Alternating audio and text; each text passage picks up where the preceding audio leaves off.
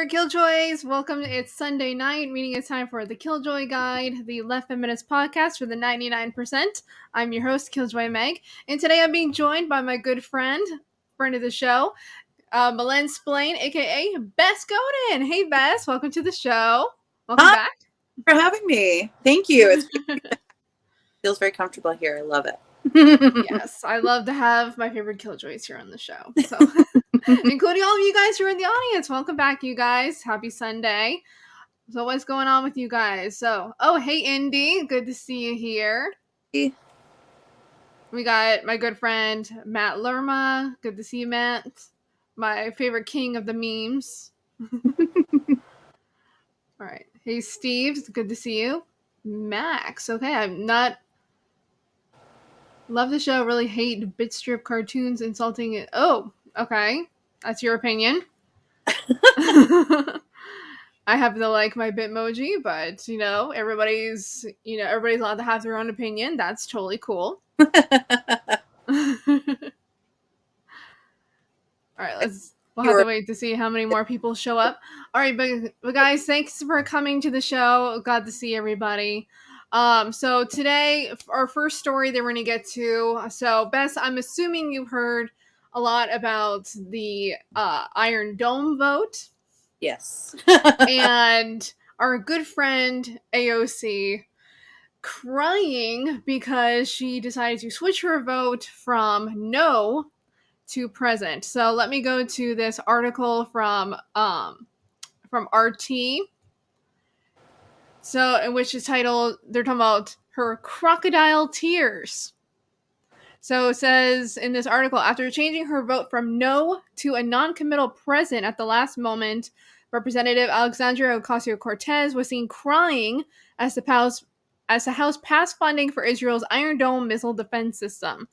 And so here's the first thing, okay, is that let's put up this video real quick. And I want everyone to notice that the Democrats voted 210 to 8. And the Republicans voted 210 to 1. So this bill was going to pass anyway. This bill was going to pass whether AOC voted no or present. So I really don't understand why she switched her vote to present. Yeah. What do you think about this, Bess? Well, I mean, it was clear there was an altercation on the floor with her and Nancy. And that clearly had everything to do with it. I would have just automatically jumped to the worst assumptions, I guess, where, Nancy Pelosi would be threatening her with literally everything she's got. And, I really do believe that, our government is a lot more like House of Cards than we really talk about. And I'm fairly confident that, and I'm not pointing any fingers. I don't know any facts, about this whatsoever, but I'm fairly confident that, outside pressure is put on Congress people that is, stalkery, violent, possibly, that level of intimidation.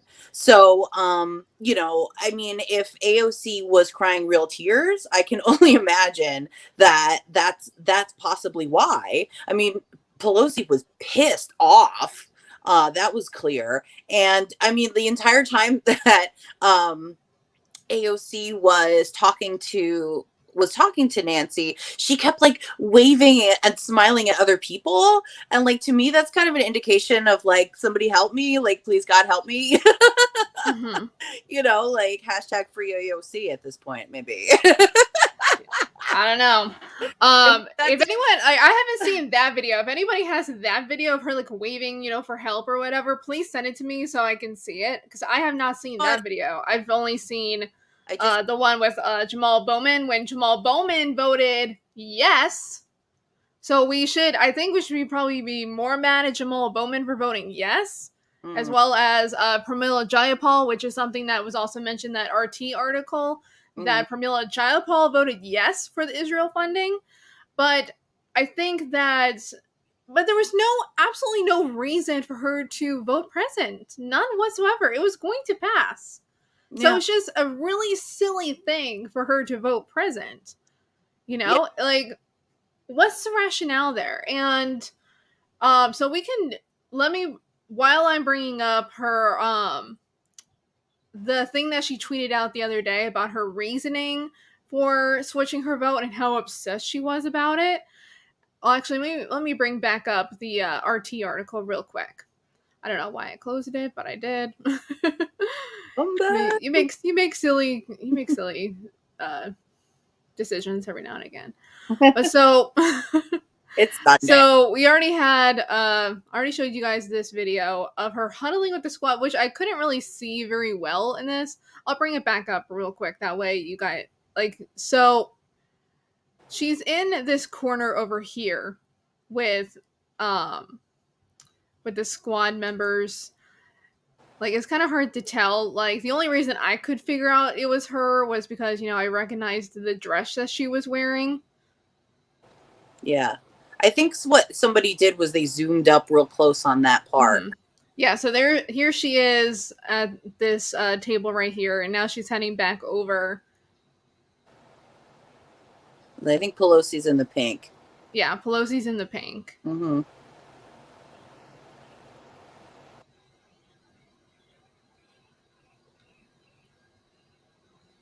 Easy.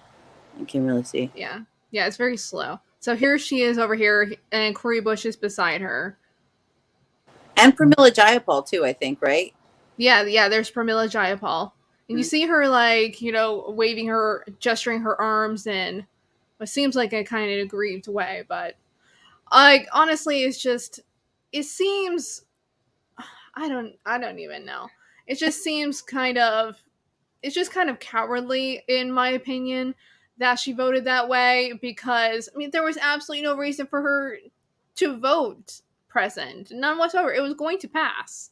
Yeah. And this other video from designated by Mr. Lawson, Florida, pursuant to House Resolution and for the House that Mr. Lawson will vote nay. This is the video that was circulating a lot. On one with her and Barbara Lee, her visibly crying. He votes nay. For what purpose? Lay it on me, AOC. Yeah.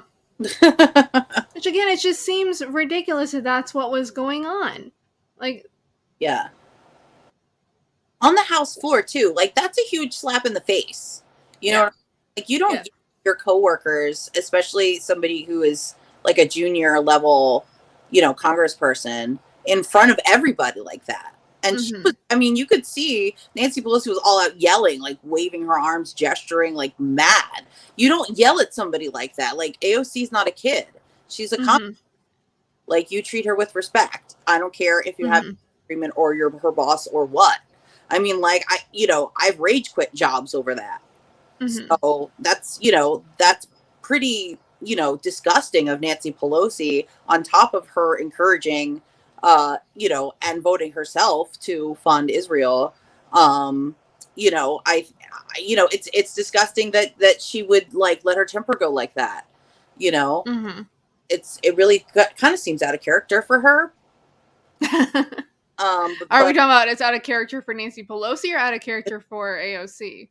Out of character for Nancy Pelosi, because she's usually very composed and you'd think she does a lot of backroom yelling. She's but to see her really in full force on the floor like that, so that makes me wonder what was going on behind the scenes, what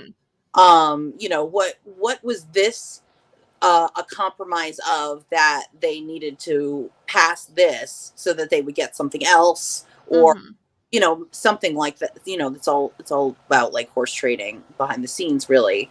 So I can only imagine it had to do something with that, or with pissing off a major donor. Yeah, and I'll get to her letter that she wrote to her constituents in just a few minutes. But so I want to get back to this RT article. It continues to say, the New York Congresswoman was then seen weeping on the House floor, being consoled by fellow Representative Pramila Jayapal, who voted to arm Israel. It is still unclear why Ocasio-Cortez switched her vote at the last minute, and whether her tears were an expression of genuine anguish at the decision, or an attempt to stave off anger from her progressive supporters. However, AOC has broken with her base in a similar manner before, voting present on a bill to provide funding of $2 billion to the Capitol Police earlier this year, despite her advocacy for defunding law enforcement several months earlier. The bill ended up passing by a single vote. We all remember that. AOC and fellow progressives Ilhan Omar, Rashida Tlaib, Cori Bush, Ayanna Pressley are commonly known as the Squad and typically vote together. That's not true. And typically vote together and are seen as pushing the Democratic Party to the left. Also not true. Yet Omar, Tlaib, Bush, and Pressley all voted against funding the Iron Dome, and Tlaib delivered a throaty condemnation of Israel's violent apartheid occupation of Palestine and war crimes against the Palestinian people. So at least we have Tlaib doing that. Okay. Yeah, AOC's decision was immediately called out by leftists online, and some pundits took the vote as a sign of New York progressive cozying up to the Democratic establishment as a means of furthering her career. And, I mean, that almost seems like people might disagree with me on this, but this is something that I said last week about her going to the Met Gala, and that I kind of reiterated during our roundtable this past week. That to me, it seems like AOC is really leaning into her power. To say it in the Sheryl Sandberg way, she's not selling. And I find that really sad and kind of reprehensible. And quite frankly, the way that I saw it was like, Afeni, our FHL co-host Afeni, most of you guys know this out in our audience. She went to the Capitol when Cori Bush was doing her stunt out in front of the Capitol in order to extend the eviction moratorium. And she got to talk to both Cori Bush and AOC. And when she was talking to AOC told her that she had been, quote, mentally tortured during her first term as a congresswoman, and that she considered quitting and just going back to activism. But then, so here's my thing, and I'll say it over and over again. If you are in fact being mentally tortured, we like to make a joke, you're like, hey, if you're being held hostage by the DNC. But she has every opportunity to fight back. She has a huge platform. She has a huge audience. She has more followers than God. There's no reason why she couldn't grab a press outlet because there are always press at the Capitol following whatever's going on. She has all of her followers that there is. There's no reason why she can't be calling that shit out every minute of every single day. Absolutely. And what that's telling me is that she wants to hold on to power so badly, and that's why I say she's leaning in. Because basically, she's in an abusive relationship, and she's going along with it. Is what that's telling me. So she's going along with the abuse so that she can hold on to power. When she herself said that, hey, if you're a one-term congressperson, then who cares? Because you can do... In a video that is circulating right now on Twitter, she said in a conversation with Justice Democrats, if you can make 10 years of change in one term. But you don't see her doing any of that, and she's in her second term. Mm-hmm. Yep. So, Bess, how do you want to follow that? I think you're on. My audio keeps cutting out? Yeah. Right, thank you, Beverly. I got the gist of what you were saying, though. Right, I can't hear you, Bess. Oh, is it just me, or is it? Can everyone hear me? Do I need to do something settings wise?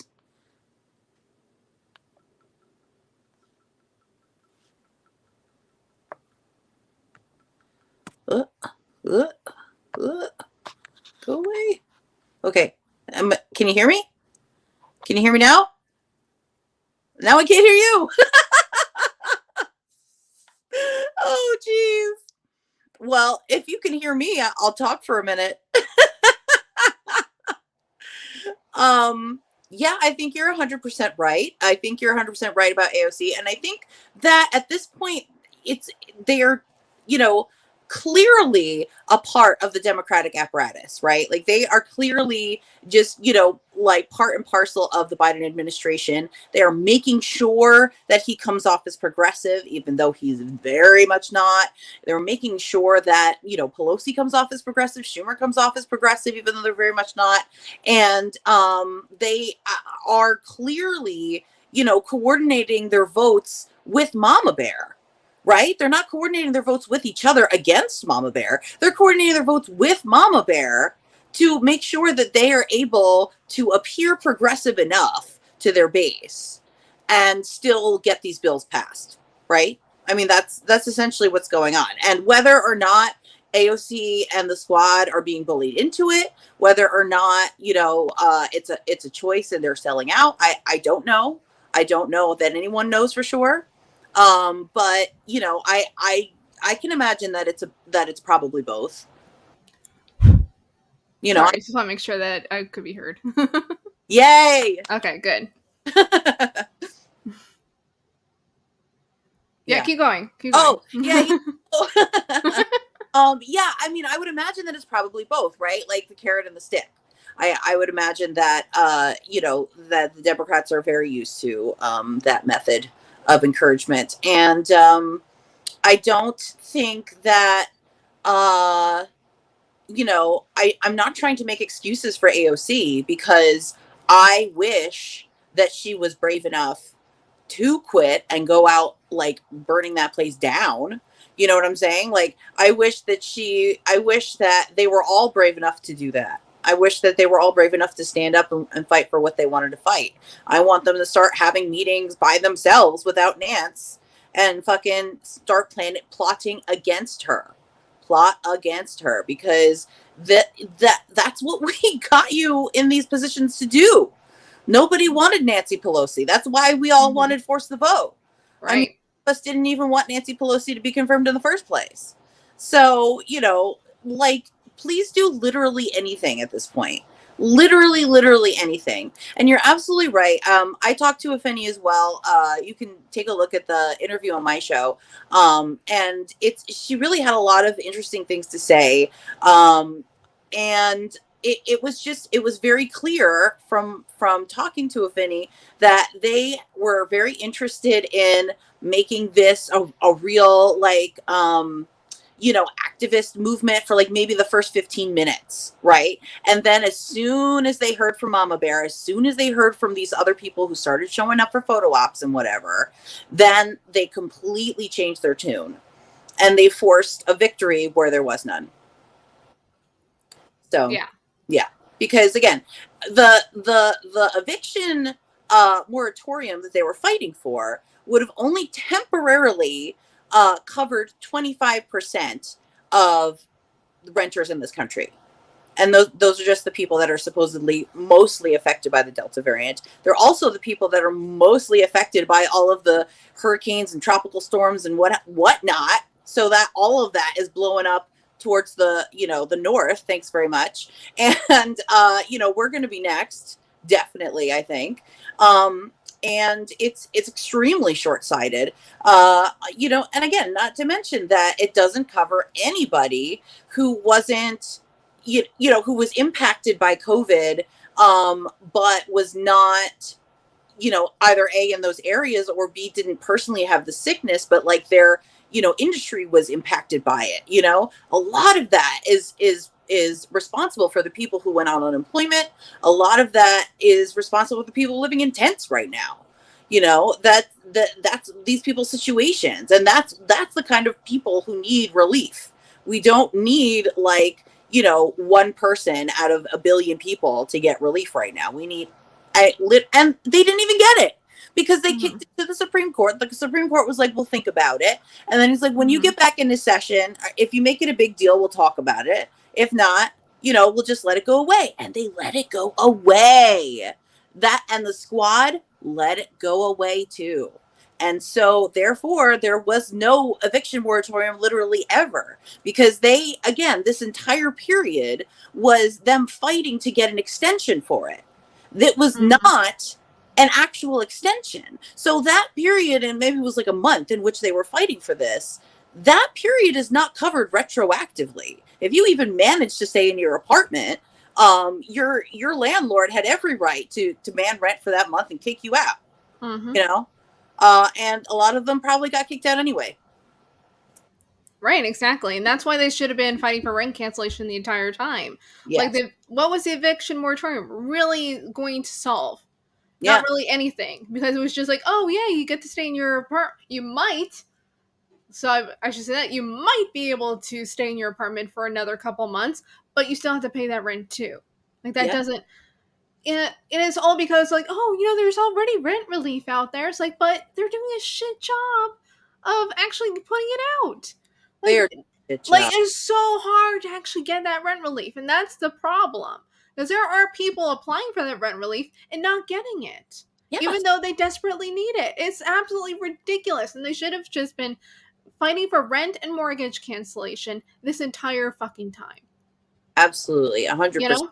And now we have this stupid thing. Like, I'm sorry, all the jokes about, like, oh, maybe her dress next year will say present or fund the Iron Dome. Like, I see those memes now of her tax the rich dress, and it's hilarious. Like, honey, like, this is cannon fodder at this point. Like, you are making yourself an easy target. Literally, like, your bum is in the air. It is being memed. Yeah. It is. Like, she has memed herself, and it's absolutely hilarious. Randy Newman, thank you so much for the super sticker. I almost said stupor sticker. Thank you so much, Randy. I appreciate it. Thank you for being a friend of the show. Good point, Mad TV. What have they been fighting for? Yeah, not a whole lot. And thank you, Beverly. Yeah, there is a rent cancellation demonstration on the top of the Capitol right now. Because guess what? The moratorium is getting ready to end again. Yeah. Like, what, a week? Mm-hmm. So what exactly have they been doing all this time? Right. Somebody please explain to me. What have they been doing all this time since their last effort? Right. You want to go to the Met Gala and then let people get evicted? That's what's happening. That's literally exactly. Yes. Yeah. Marie Antoinette. I said that before. How Marie Antoinette? Seriously. Like, how many people could you have fed with that dress? Just the cost. Oh my gosh. I don't know if she paid for it herself or whatever, but somebody paid for it in labor and time and paid for the materials.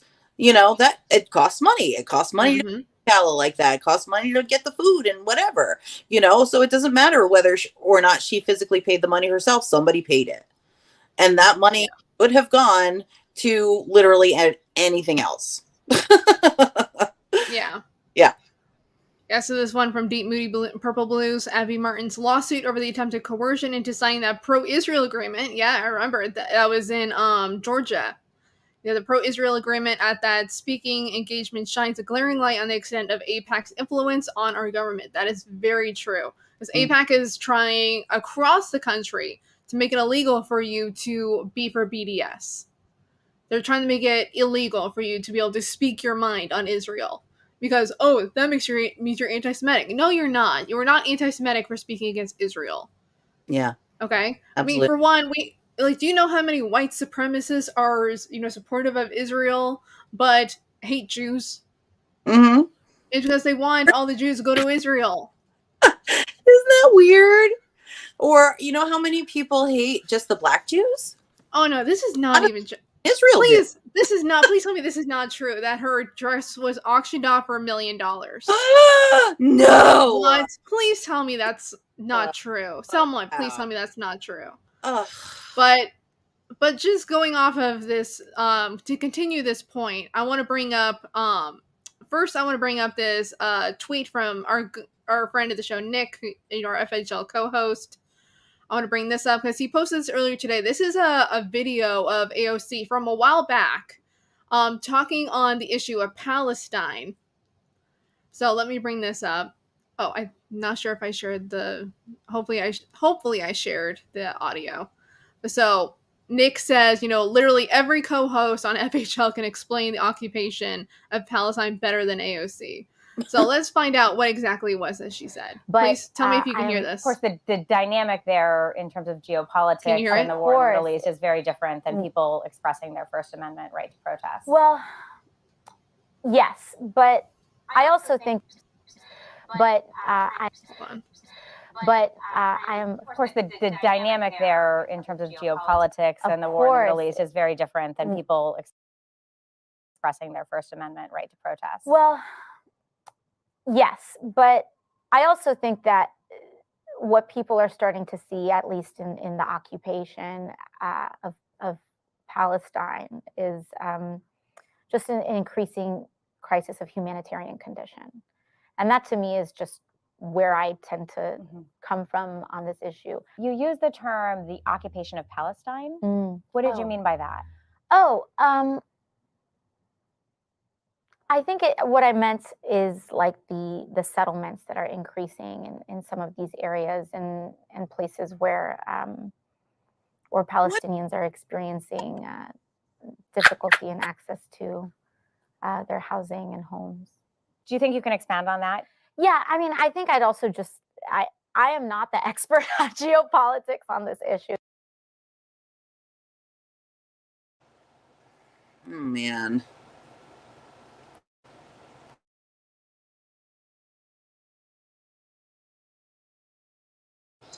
You're muted, Meg.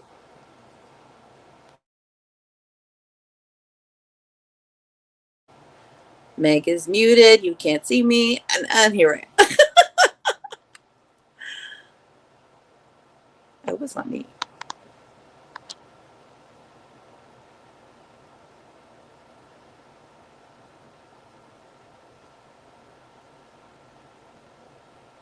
Okay.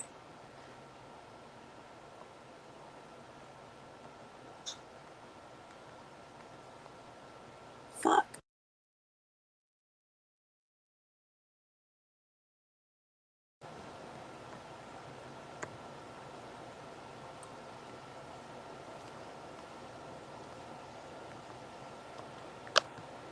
I'm sorry. Okay, I just realized that I was muted that entire time. But so yeah, Bill Bradley. I was going off, and yeah, you couldn't hear me because I was silly. Meg, and no one can hear you, darling. Left my microphone muted while that video was playing. You're muted, but sweetheart. I mean, it's absolutely unbelievable how ignorant that she is on this issue. As Nick said, any one of us at FHL could have. You're muted. I unmuted myself. What the hell? Can you hear me? Nope. What the hell? I'm so sorry. See, this is why every podcaster should learn sign language. Right here. Everyone should learn sign language just in case your mic cuts out. I don't know it. I'm telling myself that.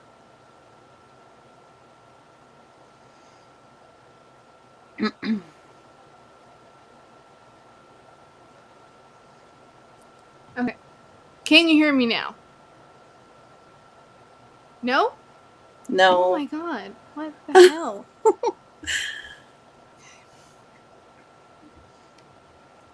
Well, I can tell you what I saw from AOC just there was pretty weak sauce. And she did not seem to have any confidence. She just kind of seemed like, I don't know, just like resolute on the subject. She was just like, and this is the party line and blah, blah, blah, blah, blah. I can't believe the angry woman asked her, what do you mean by that? Are you kidding me? Stop. Look at the situation. It's apartheid. Can you hear me now? No. I'm so sorry. What's going on with this microphone? Hold on. Right, okay. Okay, Psychotronic can hear me. I don't know why you can't hear me. I hope. Anyway. I don't know why you can't hear me. Everyone else can.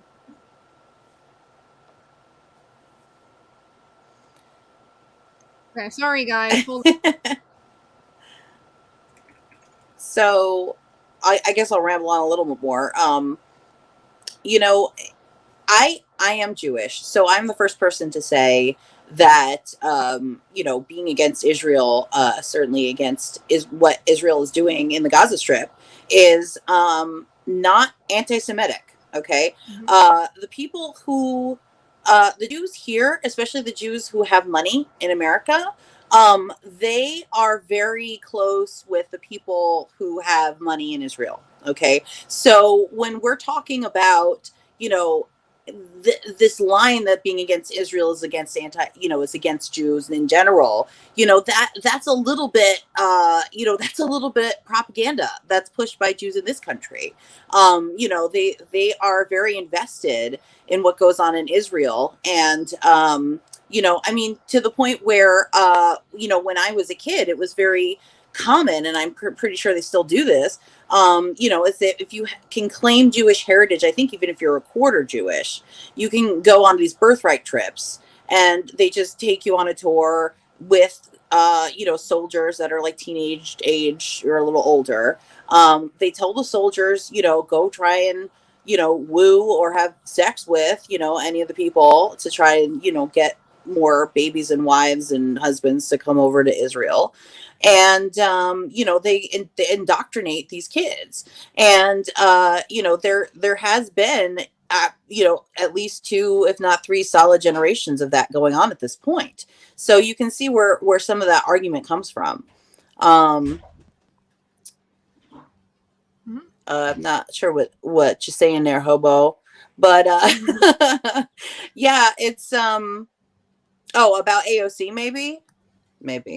But anyway, I can't believe that anyone would actually be that ignorant and be in the news business. So I would have to imagine that was, like the newscasters' way of trying to catch out AOC by saying something spicy.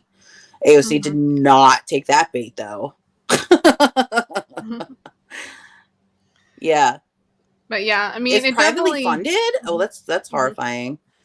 I didn't know that. I thought it was a state thing from Israel. But yeah, I don't know. I mean, I don't know too much about it, other than like I sort of grew up in that atmosphere and absorbing, just what I saw around me and the attitudes around me.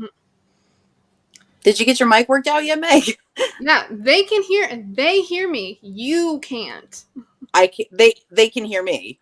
Yeah. Okay. Well, that's no. Look not good for you. I should keep going. No. No. Look at the private chat. Look at the private chat.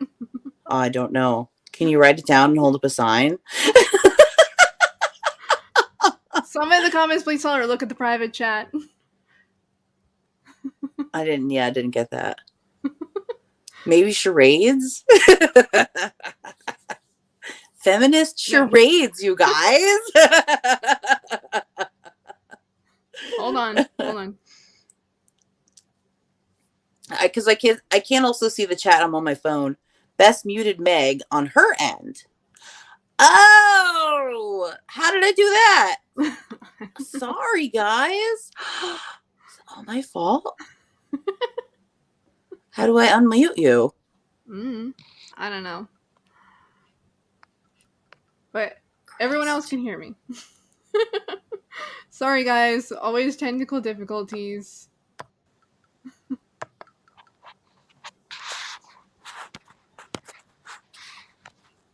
Did that work? Yeah. No. We hear you both, Meg. Bess can't hear you. Oh, okay. Well, that would be okay. So I'm going to stop talking then. You talk for a while. Yeah. You try to fix your end. You know what? Okay. I'm gonna watch the live stream on my pad, and that's how I'll get you. You go. You might be a little behind. Okay. Anyway. Oh, that's funny. We don't believe in private chat, personal and public chat only. Okay. So, but I mean, it definitely shows that Nick is absolutely right. Like, any one of us at FHL could explain this Palestinian issue better. I mean, just if we've all seen the maps of, what Israel was like whenever Israel was first founded, but in how much has changed since then. And let me actually bring up that map. So like Israel then and now. And how much it has actually changed since its apparent founding. But I mean, obviously, a lot of you guys have probably seen this map, but I'll go ahead and share it for those who have not seen it, just in case, because you never know. So, this map here, oh, let me not do that.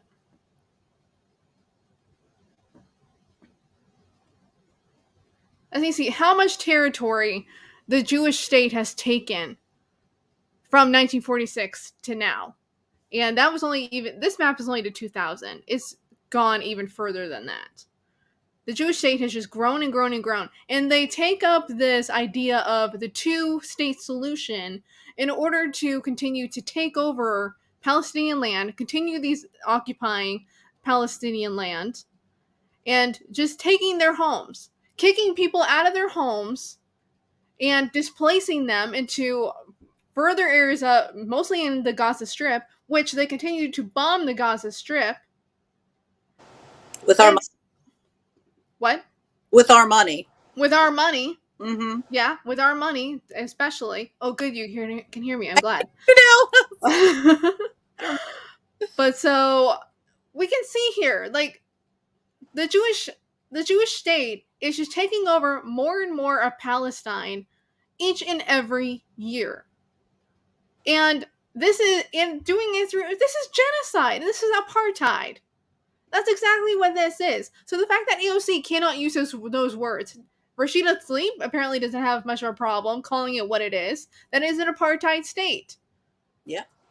Like, how does AOC not know these things? I mean, hello, one of her colleagues is Palestinian. Yeah. Does she not talk to Rashida? I mean, I know this is an old video, but come on. Like, take some time. Like, what are you using all of your time for as a congresswoman? Are you just going to parties? Live streaming? You know, exactly. Are you just going to are you going to the Met Gala? Are you live streaming? Are you doing speaking fee? Are you doing speeches and doing all this stuff? Or are you actually educating yourself on these issues? Right. Like, what are you wasting all of your time on? Yeah. Like, we all know this shit. How do you not know this? Yeah. And, just the fact that she doesn't understand these issues just goes to show why she can easily be bullied into believing that, oh, you know what, my little vote, it doesn't really matter. I can vote present. As much as it breaks my little heart. And going into that, let me go ahead and bring up that other tweet of her explanation to her constituents. So let me bring this up here. So this is what AOC had to say for herself. So she starts off, yesterday the House called to the floor a rushed $1 billion supplemental military funding bill for Israel's Iron Dome defense system. I want to be clear with my community that I am opposed to this bill, but ultimately cast a present vote. My job as your representative is to first and foremost serve with transparency and remain accountable to you, the people of New York's 14th Congressional District. First, let me begin with why I believe this bill should have been opposed. And she goes into this whole thing. I'm not going to read it all, because clearly she has a lot of reasons for why she didn't want to vote for this damn bill. Yep. Okay? Mm-hmm. And she says, I believe strongly that Congress should take greater scrutiny with all military funding across the world. I also believe that for far too long, the U.S. has handed unconditional aid to the Israeli government while doing nothing to address or raise the persistent human rights abuses against the Palestinian people, that this imbalance in power must be centered in an honest conversation about Israel and Palestine. All right? Mm-hmm. So next, she goes on to say, oh, sorry. Sometimes I hit it too many times. So in addition to opposing the substance of the Iron Dome supplemental bill, the process of bringing it to the House floor was deeply unjust. The legislative language itself was initially introduced earlier this week by way of an attempt to quietly slip this funding into routine legislation without any of the usually necessary committee debate, markup, or regular order. Okay, so unfortunately So a funding leap this significant in a policy area that is already so charged and fraught for many communities particularly our own, deserves the respect of a proper legislative process. Unfortunately, that process did not happen, and the reckless decision by House leadership to rush this controversial vote within a matter of hours and without true consideration created a tinderbox of vitriol, disingenuous framing, deeply racist accusations and depictions, and lack of substantive discussion on this matter. Want to be clear that the decision to rush this vote, virtually preventing any member from meaningfully consulting with their community, was both intentional and unnecessary. So then why not vote no? Right? Even the night before. Sorry. Do you want to jump in there before I continue? No, go on. Right. I want to be clear that the decision to rush this vote. Okay, I already said that part. Even the night before, as it became clear that the discourse around this issue was quickly devolving from substance to hateful targeting, I personally had a call with the House Majority Leader to request a 24-hour stay of the vote so that we could do the work necessary to bring down the temperature and volatility, explain our positions, and engage our communities. The request was summarily dismissed. Not only was the request dismissed, but despite the House having almost 8 straight hours of votes yesterday, this vote was chosen to be the first despite being one of the most controversial. So, again, then why vote yes? I'm not seeing any explanation for why she voted present. I'm not seeing anything here that explains why she voted present. It's just why. No. Okay, let's go to the final page. So yes, I wept. I wept at the complete lack of care for the human beings that are impacted by these decisions. I wept at an institution choosing a path of maximum volatility and minimum consideration for its own political convenience. And I wept at the complete lack of regard I often feel our party has to its most vulnerable and endangered members of communities.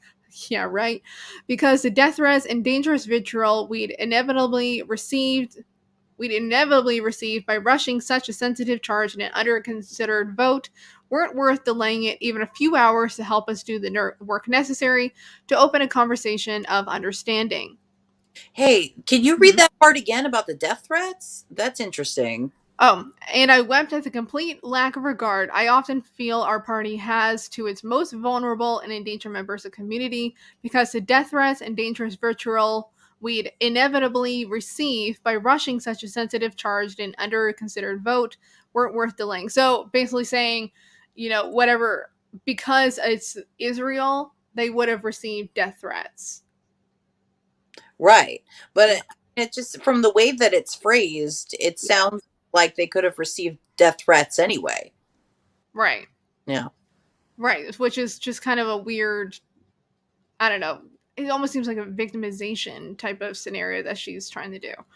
It certainly wasn't the first time people's well-being was tossed aside for political convenience, and sadly, I do not believe will be the last. To those I have disappointed, I'm deeply sorry. To those who believe this reasoning is insufficient or cowardice, I don't even see the damn reasoning. Do you see any reason here for why she voted present? No, she's saying all the reasons that she prefer to have to voted no. And then she's like, I was sandbagged into it. Sorry, y'all. Right. It's like, I'm not seeing, I'm saying, okay, in short, the rush of this vote into a matter of hours was threatening to tear our community apart and permanently close the doors that we desperately need open in order for progress. I'm not seeing a damn thing for why she voted present. Yeah. I see a bunch of reasons why she opposed it. Mm-hmm. So then why vote present? There's nothing here. Yep. This is not, I don't understand. What is your excuse? Yeah. I'm so confused. I'm absolutely confused. I mean, I don't think that she is, was either prepared for the pressure that she was going to receive from the Democratic Party when she entered into this. And clearly she has not learned how to adapt since 2018, which is, concerning. But again, these are the reasons that I say we should stop funding AOC and we should stop funding squad members because, we I'm not completely against electoral politics. I believe that, we need to fight on all fronts. But I think that we,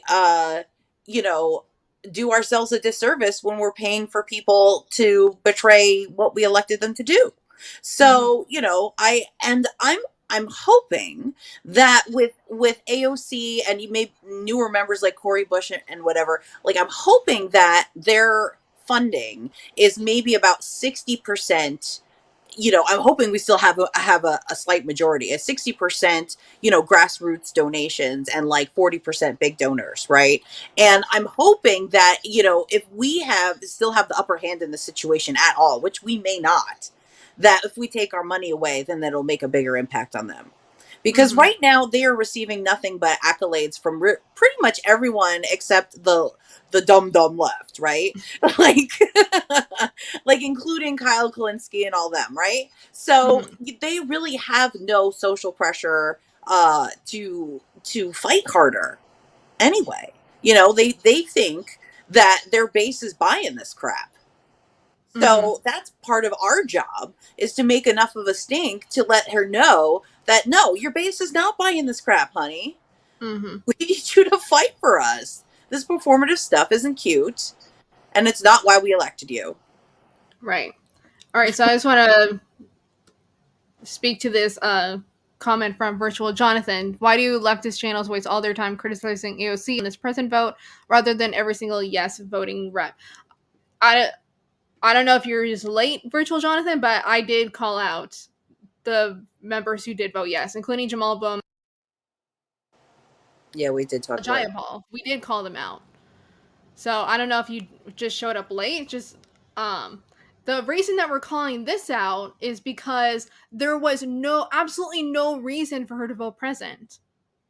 None whatsoever. And as we were reading that letter that she wrote to her constituents, she just continued to point out that she wanted to vote no, but she chose not to. She chose to vote present. There was nothing in that letter to her constituents explaining why she voted present instead of no, considering it wouldn't really make all that much of a difference. Yeah. It just made absolutely no sense. And the fact that she was crying about it, she was making, like, I don't know what's going on with AOC. I really don't. And that's the problem. Like the AOC and the squad are disappointing a lot of people. And it's because of a lot of this performative stuff. They're not actually doing anything that's actually going to make a difference. We talked a little bit about, Cori Bush and the eviction moratorium as well. Like, the eviction moratorium is coming up again in a very short time, about a week. Yep. And yet we don't have a solution aside from what? Expanding the moratorium again? Nobody's proposed a solution, and that's the problem. Yeah. They keep kicking the can down the road. Yeah. And we can't do that. That was the point. That was the point of electing them to begin with, is that we can't wait anymore. We can't keep kicking the can down the road. And they're supposed to be the people that understand that, and they clearly, I don't know, clearly don't, or clearly choose not to. I also think that, Jonathan, it's common criticism that I hear, and maybe because I'm a loudmouth about AOC, but it is common criticism that I hear that we're just complaining about only AOC and not the other people. I do hear that a lot. And that is an absolutely valid concern. But I actually heard Ron Placone bring up an excellent point today on Vanguard. He said that when you're fighting for something, you're creating a coalition, you start with your allies. You don't start with your enemies. And to me, the Progressive Caucus were my allies, and the rest of the Democratic Party are my enemies. And I'm still trying to decide whether or not the Progressive Caucus are now my enemies, right? Like, that's the conversation we're having on the dumb left. So we also should point out the fact that it's, AOC has clearly been crowned leader of the pack. Okay. So she's going to get most of the flack no matter what. If Jamaal Bowman had stepped up as the leader of the pack and AOC took a back seat or whatever, and he was crying on the House floor, we'd be having a conversation about him. you know, but it's AOC that takes most of the fame. Even during the eviction moratorium that was supposed to be Cori Bush's achievement, AOC came and did a little dance for that. You know, I mean, it's very clear that she is trying to keep ahead of the pack. And you know, especially by doing things that, you know, and again, I don't know if her tears were performative or not, you know, whatever, like, it doesn't actually matter because she still voted president and the damn bill passed. So it doesn't really matter. But yeah, like, I lost my train of thought. Crap. Oh, by doing things like that, like, she could have just been upset quietly, right? But by doing things like that, or getting into a fight with Nancy on the floor, because the other girls were not in a fight with Nancy on the floor, you know what I'm saying? Like these are things that she knows she's doing.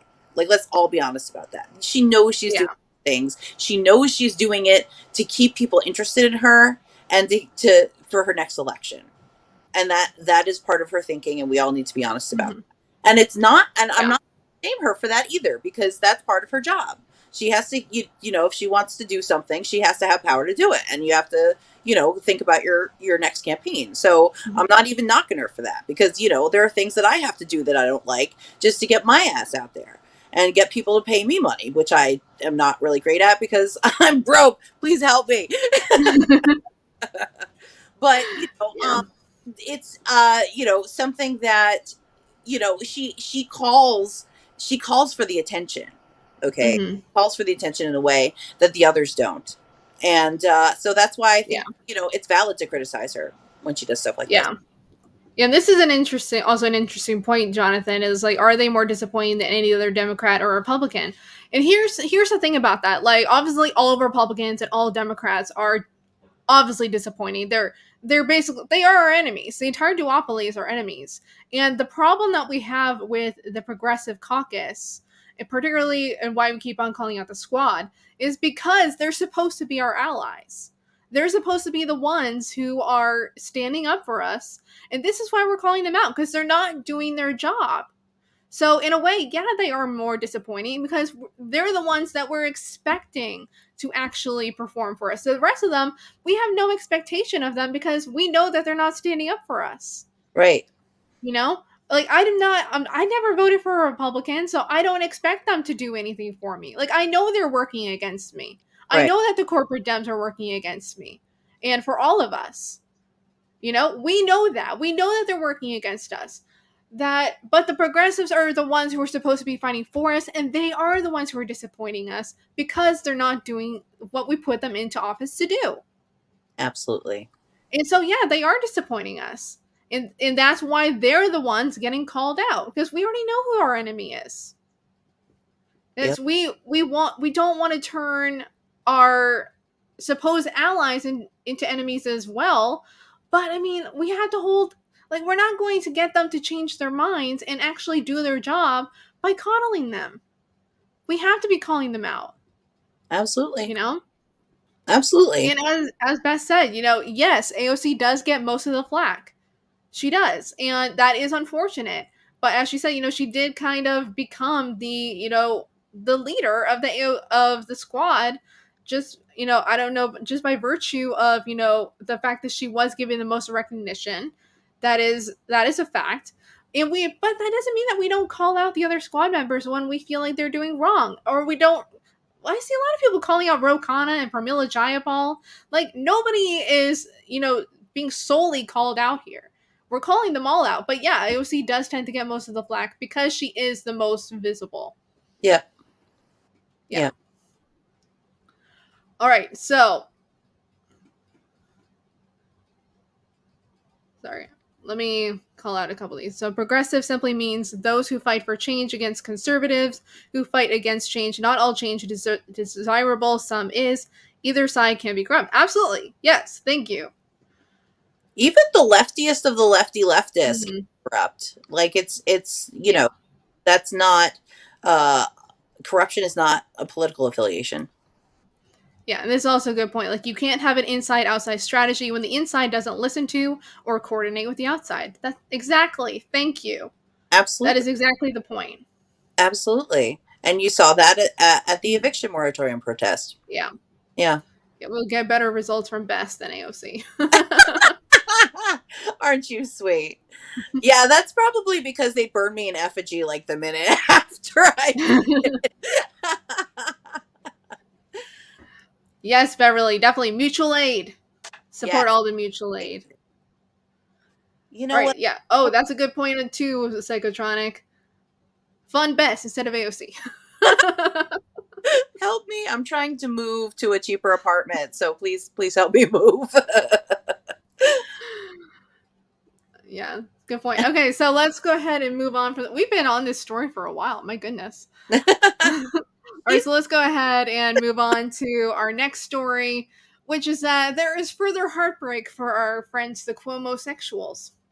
Oh, Lord. So they've already lost their Lord and Savior, Andrew Cuomo. Andrew Cuomo's out. But now, his good old brother Chris is now in some hot water as well. Oh, so let me bring this up here. So good old Chris Cuomo.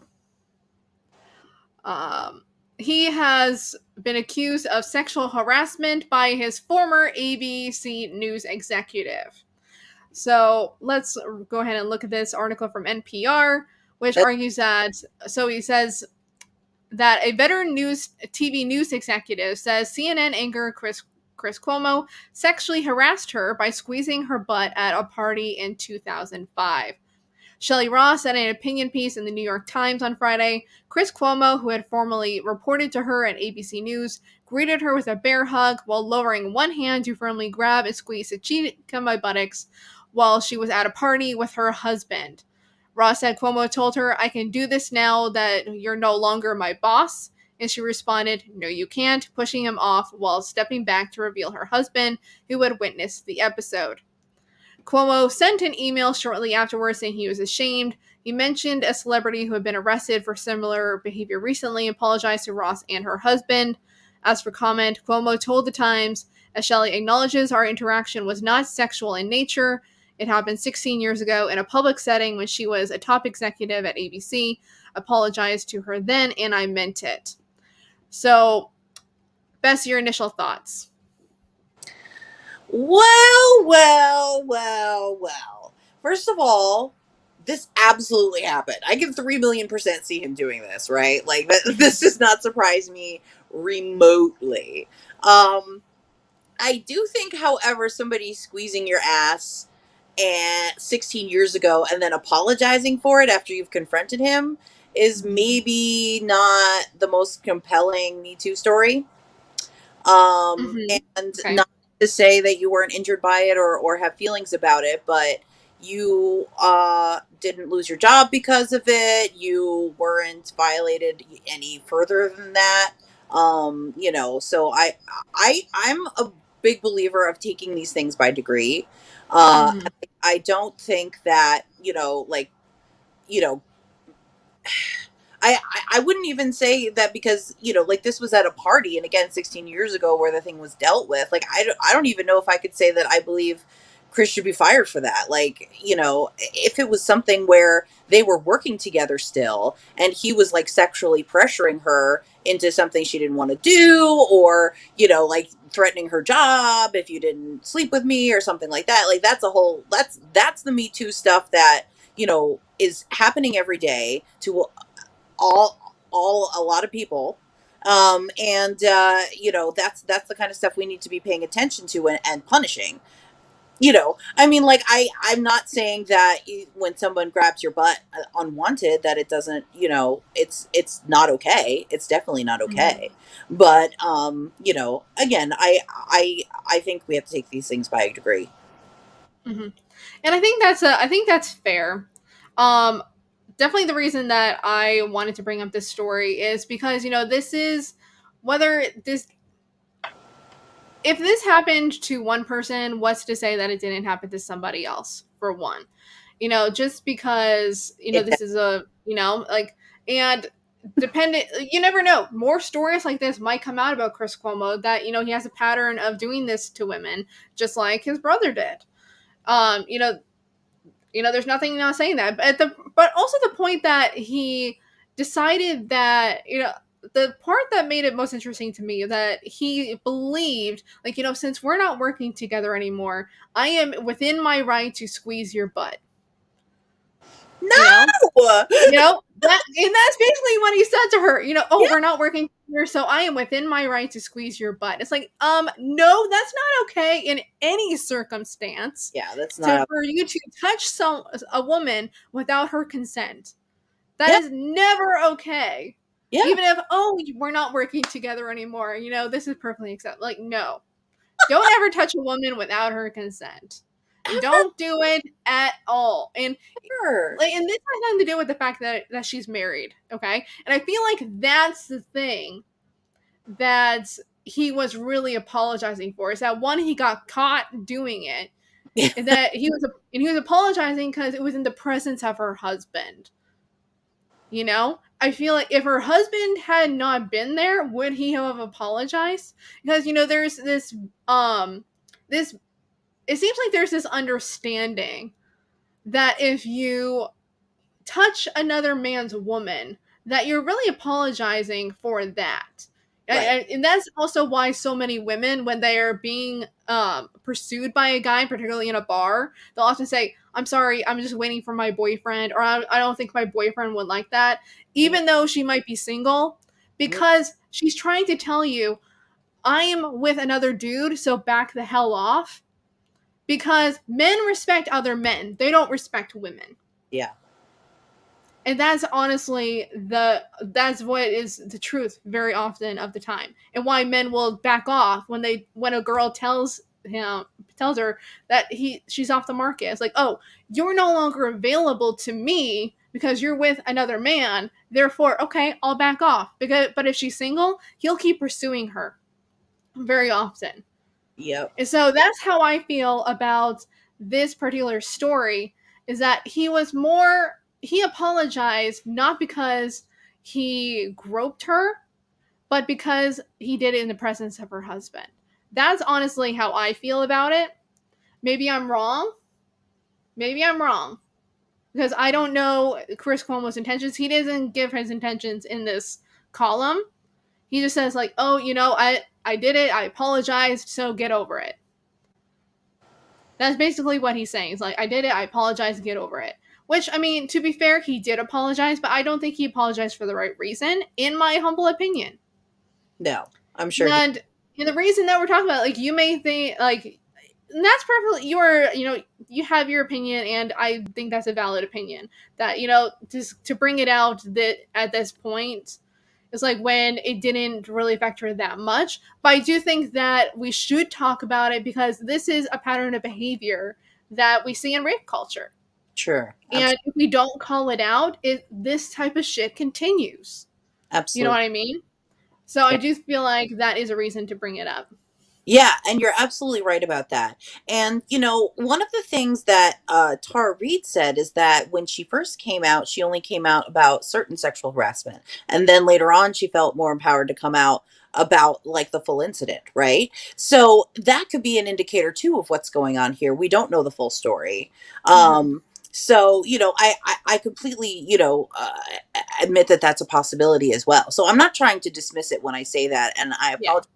Like that, because you're absolutely right, and I am 3,000,000% sure that Chris Cuomo does that regularly to people. That sounds like a practiced thing. That sounds like, he practiced that in the mirror a little bit before he tried it on like 1,500 girls since college. So yeah, it's definitely a pattern of behavior, and it definitely, it's the thing. The problem when people show this kind of behavior is that we don't know. If I don't know you, I don't know where it's going to stop, right? Like, because, women used to be considered chattel legally, right? We were literally the property of the men in our lives, right? Our white women were. Well, black women were too. Black women were literally property. Right. I mean, women were treated as property, and we basically were, but yeah, black women were definitely property.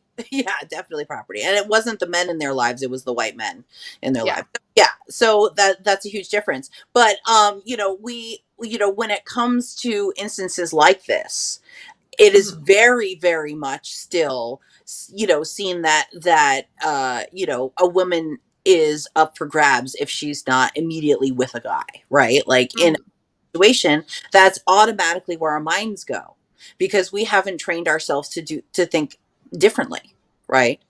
And even it's also one of those things too, like I grew up a feminist, and I've always been very sort of bold and outspoken or whatever, and I have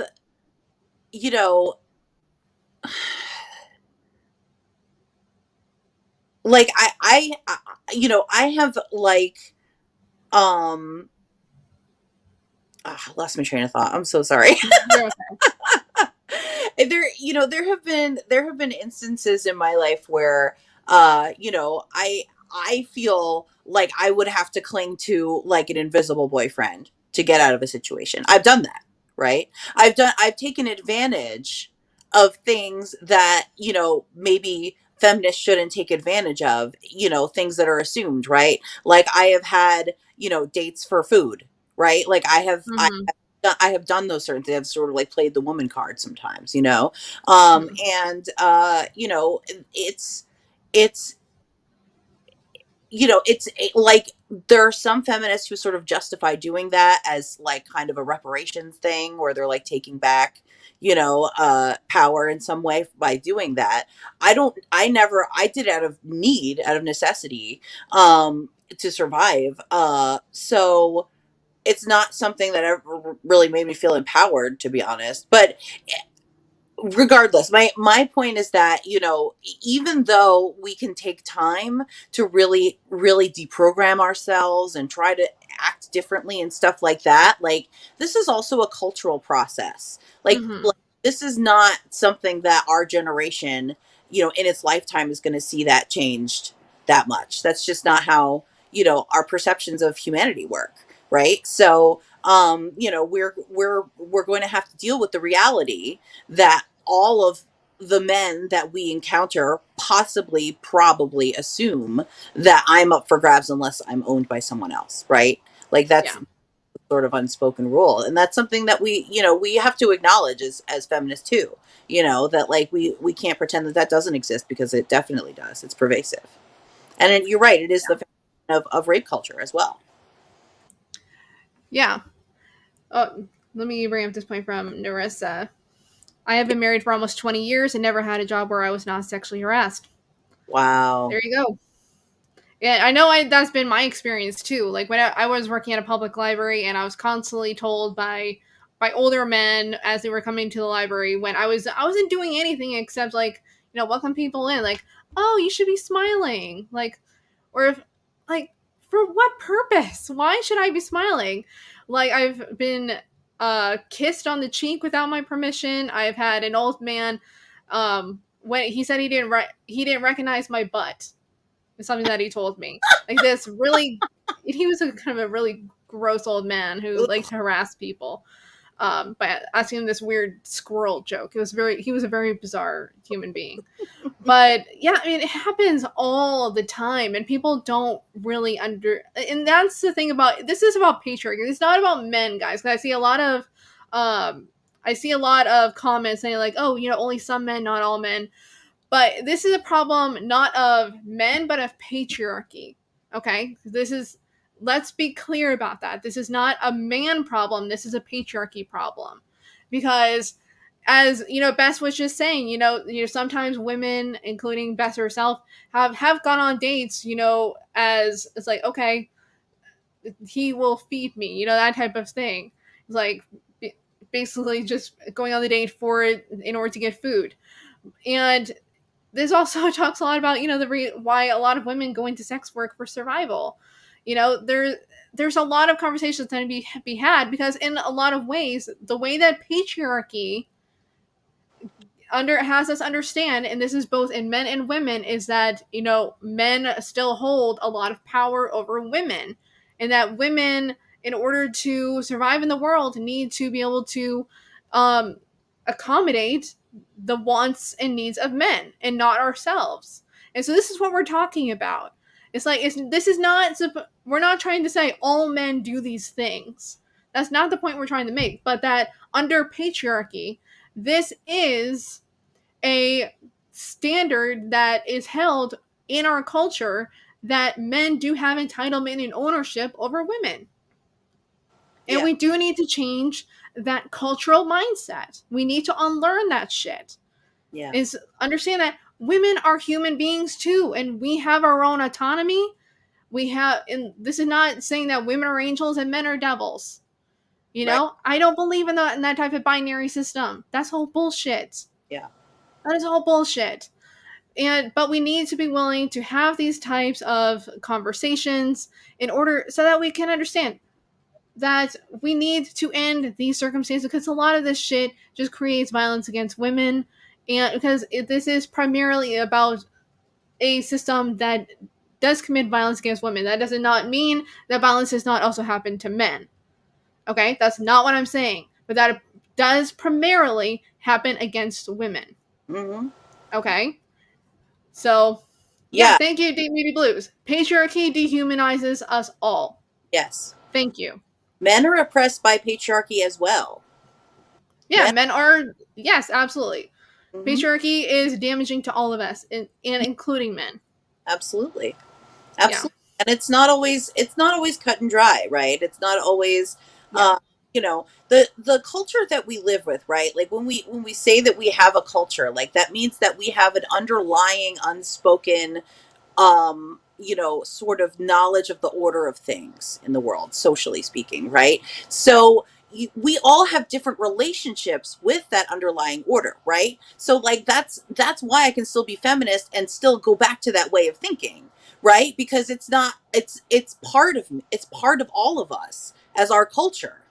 That's you know where we're at right now. This is where we're at right now. So mm-hmm. You know, we need to you know, definitely you know, I think reach out to men. I think a lot of men are turned off by feminism, and a lot of women feel bad saying the word feminism because of it. And I think we need to reach out to men and say, like, hey, you know, we acknowledge that it's not you as a person.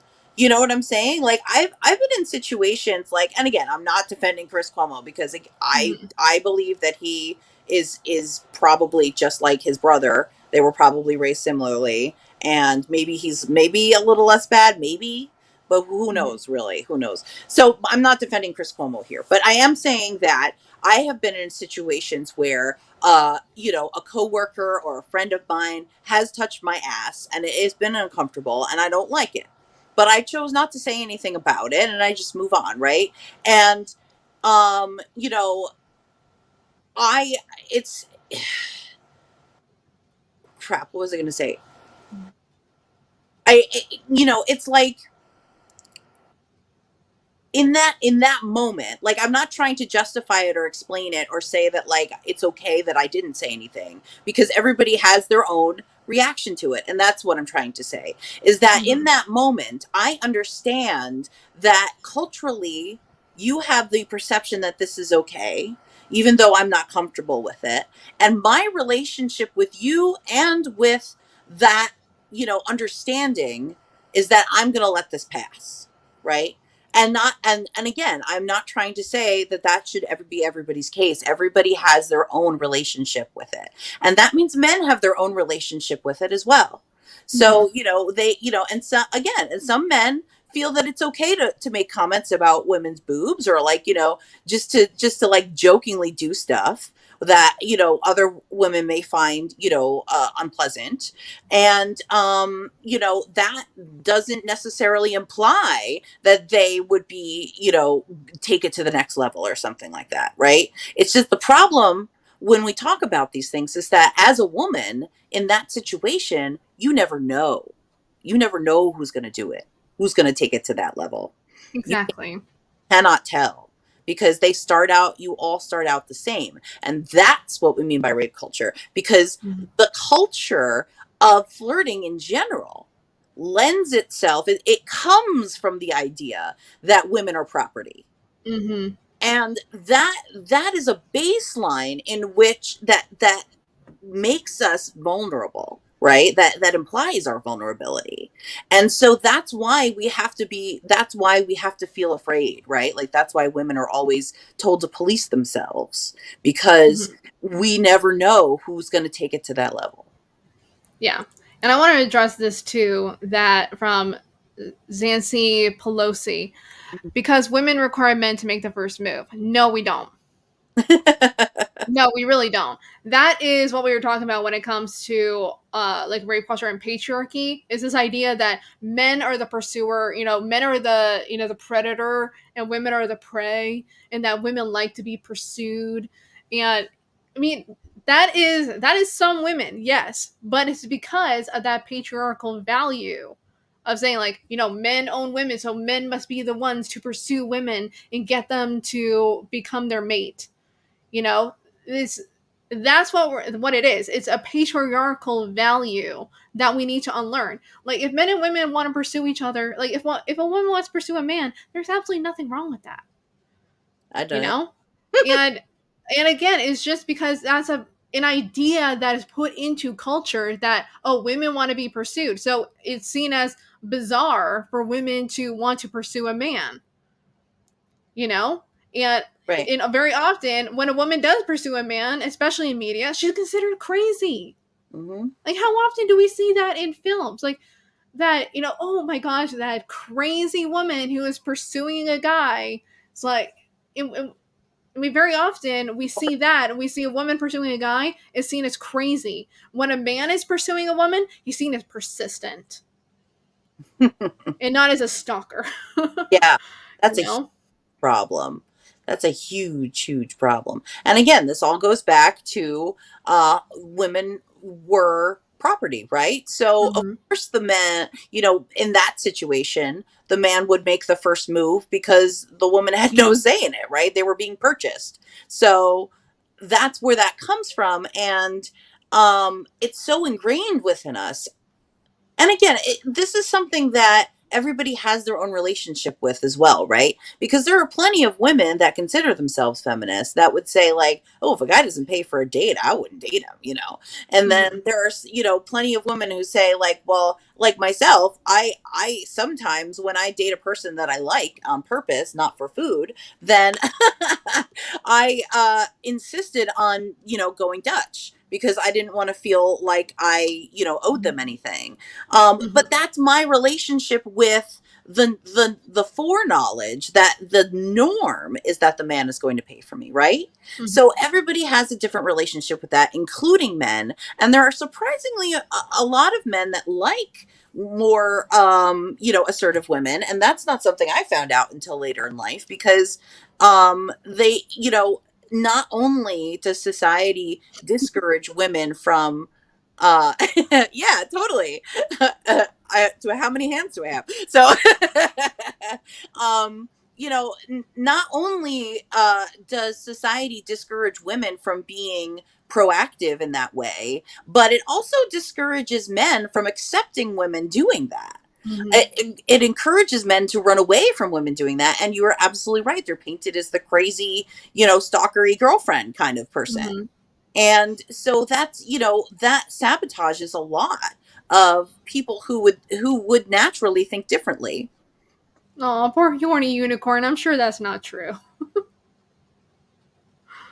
Oh, come on, no. I don't believe that 1 second. Everyone is beautiful in their own way, and there is somebody out there for you. Stop. That's what I believe. Oh, that's nice, Red Precarian. He likes assertive women. There you go. Nice. Go pursue Red Precarian. Well, I am engaged to my girlfriend right now, so. Oh, congratulations. I'm so happy for you. Thank you. Thank you. I love her. She's wonderful. She just helped me do a flea market this morning, and she's completely passed out now. It was a long day for us. Oh, sorry. I hit the wrong one. Oh, no. Sorry. Still hit the wrong one. Damn it. Where did it go? Eric Brooks says, I've literally never seen a woman ask a man out on a date. Because, like I was just saying, women are not encouraged to ask men out. Women are encouraged to be pursued.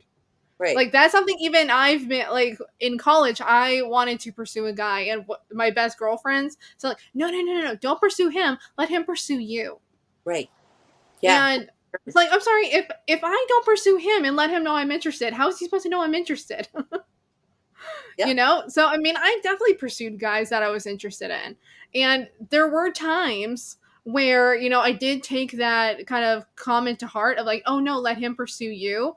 And a guy that I was very interested in, and that we did have, you know, a night where we were making out or whatever. And I was like, okay, I'm going to wait for him to call me. I'm going to wait for him to pursue me. Nothing ever happened. So I was like, oh, I should have actually pursued him. And then like a few months later, he had a girlfriend. Like, oh, okay, my fault for not actually doing what I felt in my head I should have been doing, and that was pursuing him. Because sometimes there are mixed signals. You never actually know who, if they're interested in you. Like, communication is everything, guys. That's the whole thing. And that's why we need to get all this, you know, patriarchal bullshit out of our damn heads. If you like somebody, pursue them. Doesn't matter. It's like, you know, get up the guts, actually go and talk to them. If they're not interested, walk away. Yes.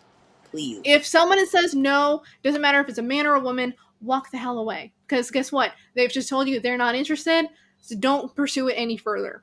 That's right. Okay? Yeah. You know, it's not... we have to normalize like being direct like that. We really do, because it is so awkward to be direct like that, and a lot of people are afraid of it when they see it, you know, because I'm very direct like that, and I saw a lot of people who are afraid of me because of it. But you know, it's definitely you and me both. Woke supremacy. You and me both. I am single by choice. Oh, rock on. Yeah. That's a good point. You know, that's beautiful too. I was single for a while, and it was beautiful. I had a lot of time for myself, and you know, I miss that a little bit. Even though I love my future. I call her my husband because she's sort of more male identifying. Yeah, exactly. All right, so I think it's a good point where we can end this particular story and talk about the last story of the stream. But I'm glad that we could have that conversation. I think that was a very fruitful conversation. That's why I liked bringing up these types of stories, because I do feel like they bring up, they can introduce a broader conversation. So Chris Cuomo, keep your hands to yourself unless you have consent. Okay, buddy? Please. Like, honestly, I don't think you're very good at your job, in my humble opinion. Yeah. But, you know, like, honestly, I do think, though, this does open it up to more conversations about... I do think very often, if a guy does this once, he's probably done it multiple times. So I won't be surprised if more stories come out about him. But yeah, thank you, Darren. Patriarchy negatively impacts each of us. Gender is so strictly enforced and policed. It shapes and impacts each of us. Discussions like this are great because they help us see how conditioned we are. Yes, thank you so much. And that's definitely the point, is that under patriarchy, we can't... Oh, I'm just jumping all over the place. Sorry. We can't... Because we live in a patriarchal system, we cannot opt out of patriarchy. And that's the truth of it. But we can unlearn it and fight back against it. And that's what all of this is. This is patriarchal conditioning. And that's basically it. Unlearn it. Talk to other people. You know, create a consciousness raising group, whether in person or online, with people that you know. And teach them these same things. Read good feminist literature. You know, there's a lot of great stuff out there that is very helpful. Watch the Killjoy guide. Thank you. All right, so our final story of this evening. When I saw this on Twitter, I had a very strong reaction to it. Because I feel like in this current time that we're living in the middle of a pandemic, but also during a recession, and just our country at large, we like, we live in a country that is very food insecure. We have so many food deserts in this country. And so I wanted to bring up this story about this woman in the Bronx. She's a migrant street vendor. And I don't know why that was open. So she was a migrant street vendor, and the police came and basically shut down her business and destroyed all of the fruit that she was selling. So let me go through these tweets so you can understand the story. So it says, in the middle of a pandemic in the Bronx where 1 in 5 don't have enough to eat, NYC sanitation trashed a business, just destroying produce in a food desert. This family is just trying to run a small business and sell affordable fruits and veggies. He goes on to say, the vendor is clearly a beloved member of her community. Neighbors crowded around her, calling for the abuse to stop. Thousands of dollars worth of oranges, tomatoes, and other fruits were trashed, taken from an immigrant woman entrepreneur already hard hit by the pandemic. And we can see this video of them just throwing all of this food into a trash compactor. I mean, it's absolutely grotesque. That is disgusting. I mean, all this food that could have gone to people. Let me bring up this video, that way we can see a little bit more. Out there, both of y'all say some shit like that, and people out here ain't got no fucking food. But y'all don't eat the motherfucking garbage. How fucking did I ain't eat all day? You gonna take the motherfucking eat for fucking stupid authority, and you think you some shit, and there's people out here ain't got no motherfucking food. How dare you? Yeah, so let me mute that back up. But you can just see, like, this is just so gross what they're doing. And so the vendor, sorry I read that one, let me go on to the next one. The systemic abuse of our city's micro-business and disregard for hunger is a travesty. Our communities deserve care, support, and training. Thankful to community members who donated to the vendor yesterday to help her get back on her feet. The abuse of street vendors will continue until there is legislative change, creating a pathway for NYC's smallest businesses to formalize. Support vendors by calling your state senator and assemblyman to legalize street vending by passing S1175/A5081. Now, I'll bring that back up at the end of this conversation. That way, if you want to support them, you can do so. Because it goes on in tomorrow. Stand up for street vendors. So this was September 25th. So this was today. So there was a demonstration in White Plains Road and Pelham Parkway. Street vendors are a vital part of our community and our smallest business. So basically what this continues to talk about is that, so she says that she's here in the rain. I'm here in the rain. I'm here in the snow. I've been working to provide food, but also take care of my family. Shares Diana, longtime Bronx street vendor. Diana pictured here. And also, instead of giving her an opportunity to formalize her business and get a permit, Diana is being criminalized. Women immigrant entrepreneurs like Diana are exactly who NYC should support to formalize their businesses. So basically, in New York, being a street vendor is technically illegal. So they did throw out all that food instead of allowing her to become a formalized business. They never even gave her that opportunity. They didn't give her like a warning or anything to say, you know what you're doing is illegal. You need to get a permit in order to sell your food. They didn't even give her that opportunity. And they threw out all that food. That's disgusting. There are so many people in this country who are starving right now, who are always food insecure, and they're throwing out thousands of dollars of fruit. Yeah. That's not okay. I mean, yeah. At the very least, they could have just told her to close up, go home, and get a permit. Right? Right. That's and nice cops would have done. Yeah. Yeah. I mean, if you want me to go off for a second, I do have... go ahead. I have a story, not to make this about me, but while you're doing that, let me bring this up. That way, if you want to support them, you can do that. Please do, because street vendors are, the people that are running closest to the cuff. They're trying the hardest to make it in capitalism. Please support street vendors. So I started crocheting back in like 2012 because I had a crochet needle and a bunch of thread and I needed food money. And I went and sold crochet jewelry on the street a few times in New York, and I did okay at it. And then I thought, I could join the big boys. And I went to 14th Street, and I didn't have a table. I couldn't afford a folding table. I was on a milk crate. And I was told that that's why I was chosen by an NYPD officer, to a plainclothes NYPD officer, to come up to me and start, talking to me as if he were a customer. And then all of a sudden be like, do you have a permit? And I was like, do I need one? And he was like, you got to come with me, ma'am. And he literally took, I had to pack up everything. We took it, put it in the back of the paddy wagon. He cuffed me behind my back. He took some of my jewelry, which was worth nothing. Literally,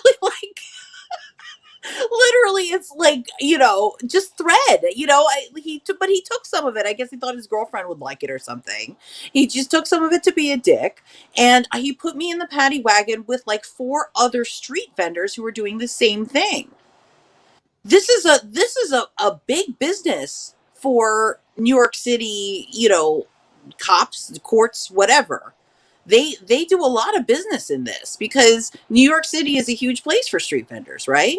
Mm-hmm. But it is extremely difficult to get a permit. Like literally almost nobody has a permit. And you just have to pray that the cops don't get you that day. When I was doing that and I talked to the people that, vended every day, that's what they said. They said, nobody here has a permit. You just have to get a table and make it look official because they go after you if you don't. Or they go after you if you're a person of color, because I got into the car with a person of color, with a Mexican guy who didn't speak English, and a heroin addict. So, I mean, they absolutely go after you. They, typecast you, I guess. I forget what the term is, right? But anyway, so it's really sickening to me because this doesn't exist in other countries. Like street selling is like an honored tradition in a lot of countries, right? Like, street food, street, crafts, like all this kind of stuff is like an honored tradition because that is how the working class makes extra money, right? Like we don't have time maybe to get out and get a 4th job, right? But maybe we have the time to like whittle some figures in our spare time or something. That's like an honored tradition. And really you have to be the big government and stick your dick in that? Like you're making like pennies worth of tax off of my dollar sale of a pair of earrings? You know what I'm saying? Like how miserly of a government do we have that would do something like this? And bringing it back to this lady's situation, it is so much more egregious what happened to her, because what happened to me was like nothing compared to what happened to her, that she got all of her inventory thrown away. That is extremely devastating to a seller. And it's food. That's what makes it just like the tippity top, just puts it over the evil category to me. You know what I'm saying? Like, who throws away perfectly good food in quantities like that when there is starving people 1 street over, 2 doors down? That's disgusting. Mm-hmm. And that's capitalism. Yep. Basically. Yeah. And Narissa, I completely hear you, Narissa. And if there is a moderator in the chat, please feel free to eliminate any trolls that you see. Yeah. Me too, Jamie. This always, stories like this make me angry as well, because I mean, this is abuse. I'm sorry. And whether, like, how do we know that there's maybe that she can't afford a permit at this time. Does that mean that she's just supposed to, put off, having her life or whatever? Or maybe she doesn't know that is a rule in New York City, that you have to have a permit in order to be able to sell food on the side of the street. And as we could see on, that food was not, in bad condition. Those were like, did you see the shape of those bell peppers? Those bell peppers were freaking beautiful. Yeah. Like, I don't know if you saw that. Like, let me go back to, some of those videos that it was showing. Sorry, let me close that back up. But definitely go in support to legalize street vending. I mean, look at those bell peppers. Yeah. I mean, she's not exactly selling unsanitary food or whatever. Right. That's, obviously she's been doing this for long enough that she's, a beloved member of her community. Right. I mean, this is probably not something that, like, how do we know that she, you know what I mean? Like, I'm sorry, I lost my train of thought there for a minute. But, I mean, this is just abusive. This is abusive behavior. Mm-hmm. Yeah. So, sorry, just I saw there were comments about that in the chat, but... What are the comments? Can I roast them? Who's making fun of me? Should I roast them? Very good. So, Beck says, let me see.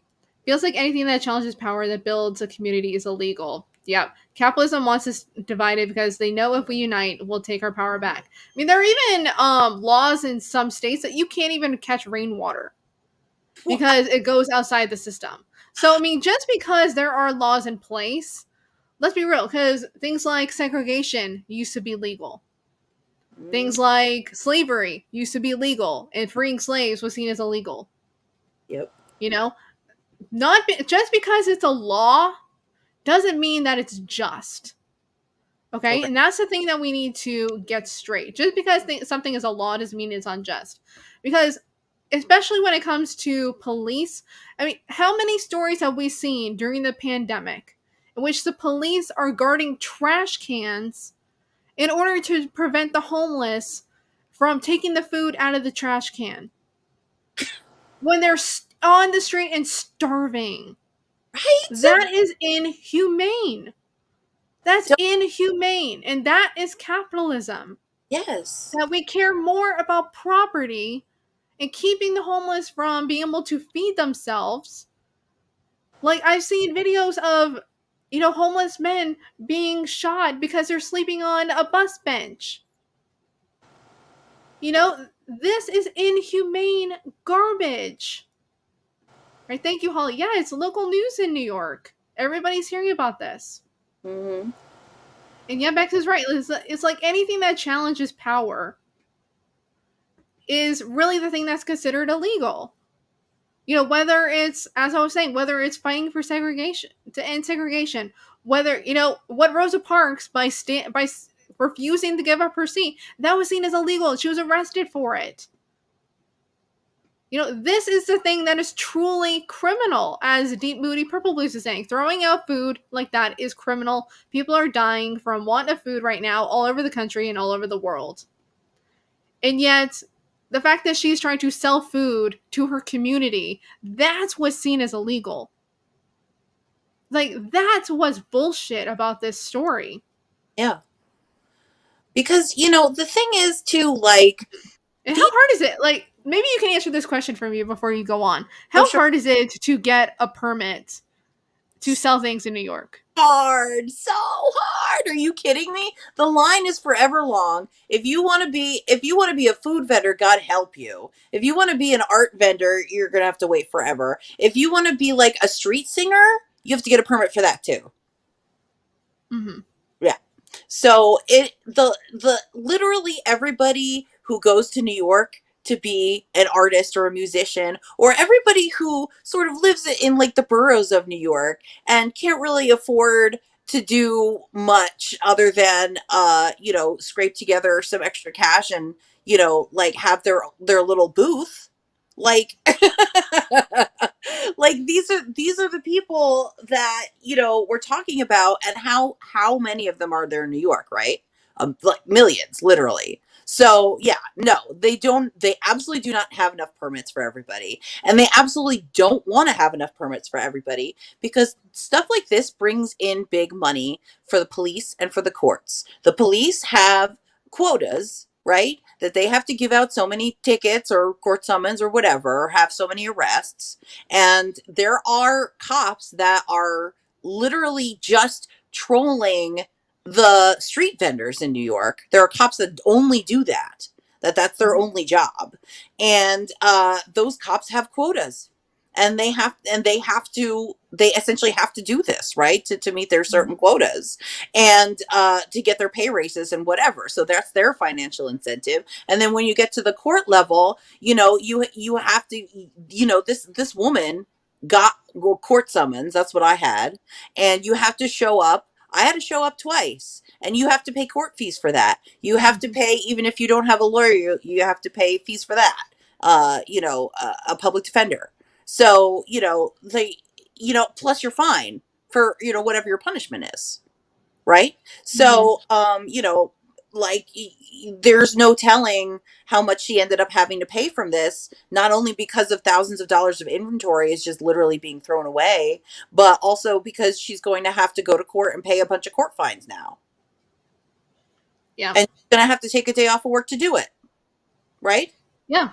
So, you know, this really makes me sick on so many levels. I mean, it is disgusting that they're throwing away food, but it is also disgusting that they do this every day to vendors who are just trying to make it, you know. And, you know, there's a lot of vendors that don't speak a lot of English, that don't, you know, would not be able to get a job in retail otherwise. Or, you know, like this is their best course of action because maybe they have, you know, some kind of connections with the people that produce the food or whatever, you know. I mean, like, this is, you know, it's definitely encouraging workers to go work for corporations. That's, you know, and I feel like that's definitely a huge part of it, is definitely trying to encourage people to work for corporations and sell their soul to corporations. Yeah. I like this point from Swanky Tias. A lot of people in New York are dependent on the street vendors for as well, because the healthy food is so expensive in the supermarket. And that, I think that's also a really good point, is that a lot of people are priced out of being able to buy healthy food from a supermarket, and that maybe this is their only route to actually being able to, you know, afford to buy healthy food. Because that's one other thing that I was mentioning in this tweet thread, is that she was doing this in the middle of a food desert.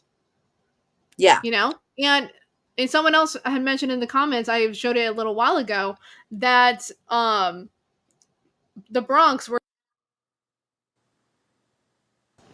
probably the largest produce wholesaler in the entire country, or in the world. So if she's going to a wholesaler and getting this food and is selling it on the street, I mean, really the only difference between her and the supermarket is, okay, they have a building and they have a permit or whatever, but they can price it so that people can't even afford it.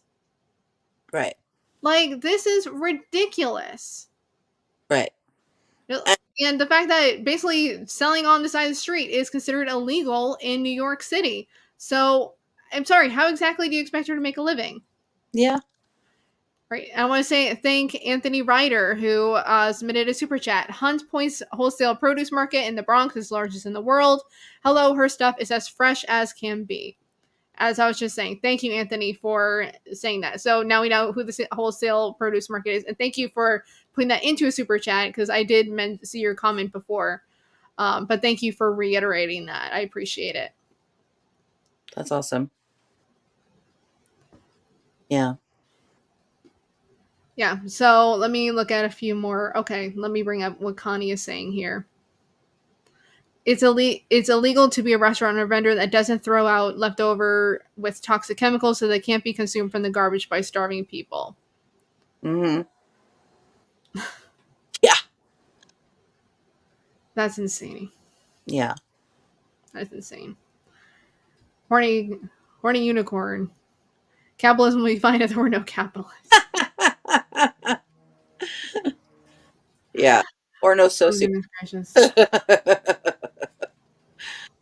Yeah. Oh, okay. I think that it was commenting from this, what Jean was saying. Don't some places have laws about throwing away good food like that? Yeah. And I think that's what that other commenter was talking about. What Connie was saying, that it's illegal to be a restaurant, and that doesn't throw out leftovers. Like, it seems like you are legally required to throw out any leftover food rather than giving it away. Yeah. Which, I'm sorry, that's just, when you have so many people who are homeless and seeking out food, it should be a crime to throw out that leftover food. I mean, come on. Right. And so apparently to put like chemicals on it too, it seems like. That's just, yeah, that's a whole other fucking level. That's like killing animals and stuff too, and polluting our, making climate change even more changey. Thanks for that. Yeah. For sure. Another thing too is that food deserts exist not just because the food in that area is too expensive, but also because there are just, very large areas, especially the Bronx, that are just, buildings. There are no supermarkets. So they do depend on street vendors like this to get food at all. Otherwise, you have to go into the city just to go grocery shopping. And that's, not only is it the food expensive in the city, but you have to get it home. So that's a whole other ordeal to, you not only, you would probably have a subway card, I guess, if you lived in the city. I did, but, that's expensive as well. And then the effort. It's, that's really sick. This is horrible. Okay, seriously. Zancy, if there are food deserts, start your own grocer. Like that, I'm sorry, that's just tone deaf. It is totally tone deaf. Like, if you think that they live in a food desert, what makes you think that they have the money to start a grocery store? Yeah. That's exactly the point. That's like, you understand, especially in New York City. Do you know how expensive real estate is in New York City? Yes, that's the literal point of a food desert, is that the people who live there do not have enough money to own a property to build a grocery store. That's literally what a food desert is. Yeah, good point. Yeah, Bex. Can we talk about the restaurant food waste too? Yeah, I think a couple of people have mentioned that there are restaurants and vendors that they're required to waste all that food at the end of the night. I mean, that's just morally unjust. Yeah. That is morally unjust. Yeah. A lot of it is based on expiration dates, and a lot of the expiration dates are arbitrary. Yeah.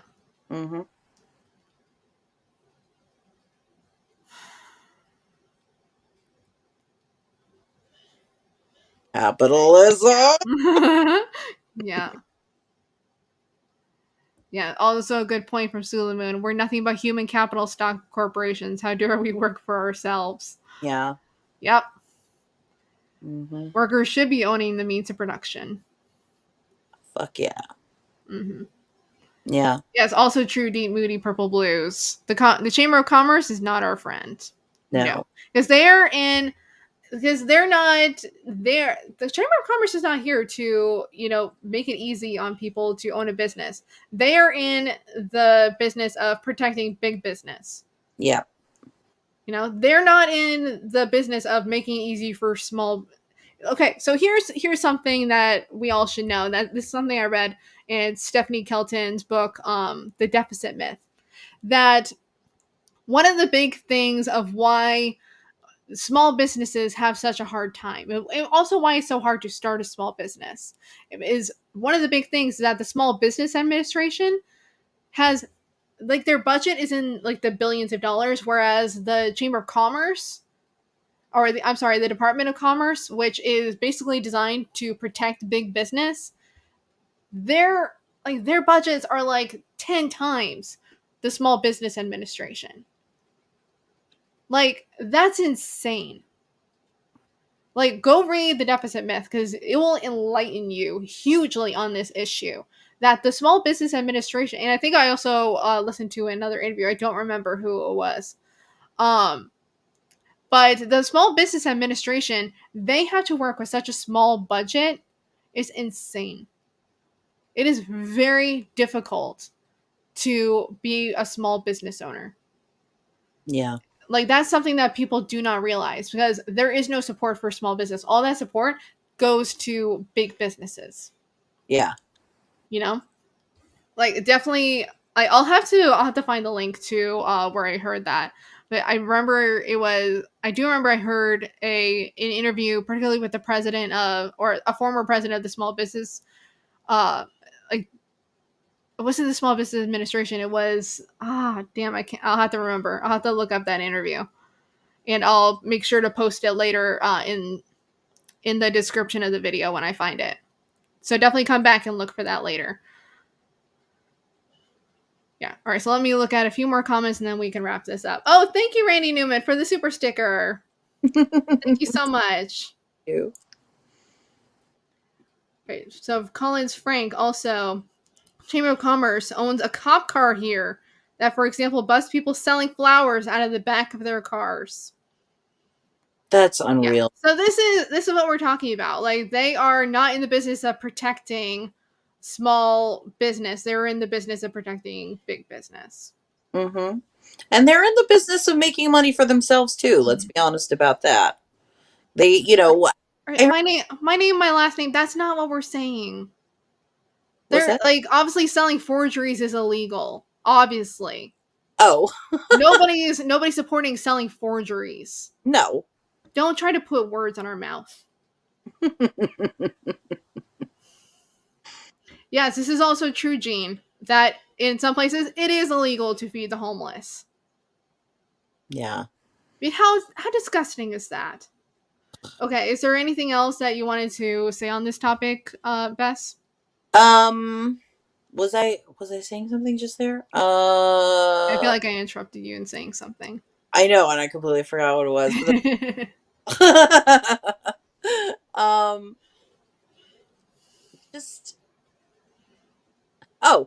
Just that you know, that the police department exists also to bring in money for itself, and the court system exists to bring in money for itself as well. Mm-hmm. You know, we should never forget that. We should never forget that. Yeah. Yes, this is also a good point from Deep Moody Purple Blues. Corporations being deemed people also speaks to the unsustainable, illogical mentality that perpetuates all these crimes against humanity, keeping people from meeting their basic needs. Also a good point. Well said. Yeah. All right, so we only have about 5 minutes left. So, Bess, go ahead and give your spiel. What should we be looking forward to from you? And where can the people follow you? Support your work. Thanks so much. So yeah, I got a lot of great interviews coming out on my channel, Millensplaining. And you can find me at Millensplain on Twitter. You can also find me millensplain.com. It has all my links. And if you have a couple quarters rolling around, I would really appreciate the support. I'm just trying to get started, and I'm also trying to move, as I mentioned before, with my disabled girlfriend to a cheaper apartment. So I would really appreciate any donations that you could make. You can also get a comment scrolling on the bottom of my screen, or you can get a comment with a response back from me if you donate to my Ko-fi. So go check that out as well.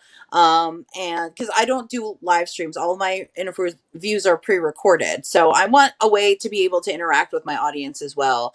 And I really hope that some of you can come and ask me questions or insult me, even, joke with me, whatever. If you want a response, you pay me that $6, you're getting a response. So watch out. So yeah, I've got a lot of great things coming up. I've got an interview with Tara Reid coming up. I've got an interview with Nick and Compton J from Fred Hampton Left. I've got Laura Fielding from the Red Berets. I've got I don't know, so many awesome people. Army Ose Frimpong is coming up. And it's going to take me a little while to get all of them out, but stay tuned because I'm meeting some really awesome people on the left, including Meg. Meg is so wonderful, and thank you so much for having me on. It was a pleasure having you back. Yeah, I love it here. I definitely look forward to her interview with moi as well. Absolutely. Yes. We had an amazing talk yesterday. Oh my God. We had an amazing talk yesterday about Disney and Disney feminism. So please come and check that out. It was a really cool conversation, and Meg pretty much like blew my mind. Like I think that my mind could be blown because I love Disney really, really hard and I'm a feminist, but she blew my mind. So come check it out. Yeah, I think she might love Disney a little less after our conversation. Because you know me, I have to kill some joy sometimes. But anyway, all right, guys. So we're at the end. So definitely look out for Nerdolitics tomorrow. It will be a pre-recorded episode, and we will be talking about. We'll be doing a video on our viewer choice media, and so we'll be talking about They Live. So look forward to our conversation about They Live tomorrow at 4 p.m. Eastern Standard Time. As I said, it is pre-recorded, unfortunately, this week because I have to go to the doctor.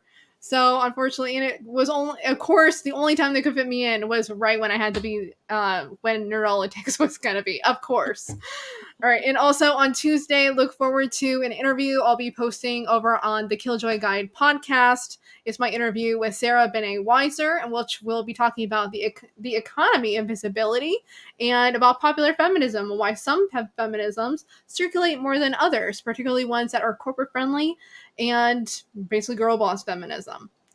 So, the feminisms that I absolutely hate. The ones that support capitalism. But you know that. But you know me. So definitely look forward to those conversations, and definitely remember to support FHL through Ko-fi. Go to kofi.com/FHL network. And you can also support me on my own Patreon and my own Ko-fi, and help me build up the Killjoy Guide podcast, because there are things that I want to do over there, including doing more media analysis of films, of media over there, and like maybe talk about doing feminist analysis of different movies and TV shows. And I want to do a book club over there because you guys ask me for so many book recommendations. I think it'd be really a lot of fun to start a book club. So definitely, if you want all those things, support me on Ko-fi. So that's kofi.com/the Killjoy Guide, and also support my Patreon. All those things are in the comment and down in the description below. So definitely help me out with that. All right, I just want to check Rockfin real quick because I haven't checked Rockfin at all. I feel bad. Okay, good. So we do have a few comments on Rockfin. Let me acknowledge that real quick. So Jean Zabek, thank you so much, Jean, for watching over on Rockfin and for everyone watching on Rockfin. So she says, in Europe, they have a law now. Restaurants give leftover food to shelters or the poor and grocery stores. That is awesome. Good. Way to go, France. Yeah. Way to go, France. It's France that has forced supermarkets to give leftover food to food charities, not Europe. Way to go, France. At least there's something good happening over there. I mean, definitely. I appreciate that. Good. Oh, yeah. Beverly, we can definitely do Marxist readings. Because that is definitely Marxism definitely has a good foundation in feminism. So we can definitely do Marxist reasoning. Or, I'm sorry, reasoning. I meant readings. There's a lot of different things that I want to read. So I definitely want to get into all of those things. But yeah, definitely. Thank you so much. Yeah, you need lots of coffee for so much content. Oh my God, I want to be able to drink coffee again. I'm telling you guys, hopefully after this doctor's appointment, I'll be able to drink coffee again. Oh no. All right, guys. So this has been the Killjoy Guide, the Left Feminist podcast for the 99%. I've been your host, Killjoy Meg, with my guest, Bess from Millensplaining. Go check out her show. And we'll see you, Killjoys, next time. Love and solidarity. Thank you so much for watching. If you liked what you saw, please give it a thumbs up. And don't forget to subscribe and turn on the notification bell so you never miss another video. See you, Killjoys, next time.